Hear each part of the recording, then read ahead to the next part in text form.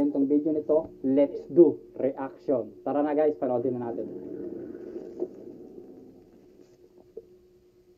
Ang video ito ay nakunan sa isang CCTV nakatutok sa isang bakuran.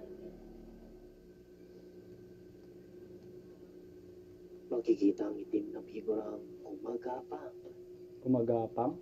Parang tanga lang ah. Uy, biglang tumayo guys, nakita nyo. May bigla na lamang ito. Kanina nakahiga siya, tapos biglang tumayo. Ano itay? Tumayo at naglakad ng matuyid at palayo. Baka naman pagod siya, tapos ang pinakalakad niya pagapang, tapos pinakalakad niya patayo, tapos ang pinakapahinga niya pagapang yung lakad niya guys, di ba? So ano sa tingin mo, isa kaya itong tao gumagapang? Tawag dyan sa amin, Sigbin. Guys, alam niyo ba sa amin sa Iloilo?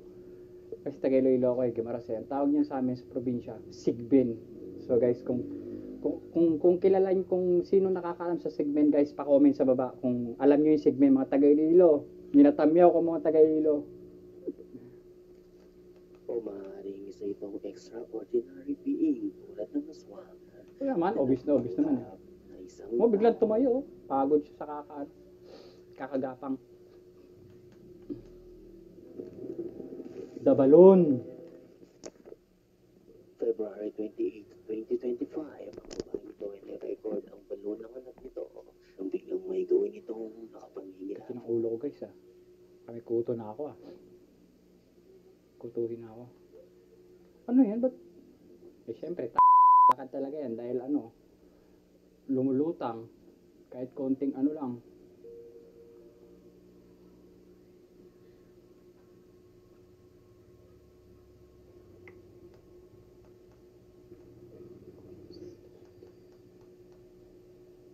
Ano daw?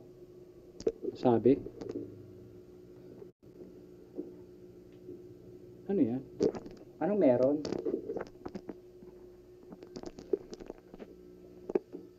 Ano? Sa hindi malaman na dahilan, ipalutang-lutang ang balon papunta sa isang basement. Well, kung sa tingin mo walang nakakatakot sa balon na ito at normal lamang ito, ay magtatakas. Parang wala naman, di ba guys? Wala akong pwedeng ipagtaka. Mas nakakapagtanga pang sa gobyerno natin eh. Kung bakit nawawala ang pondo. Diyos. Ayon kay Rachel, ang balon ay laging tumitigil sa harapan ng basement at pumapasok lamang ito kapag sinundan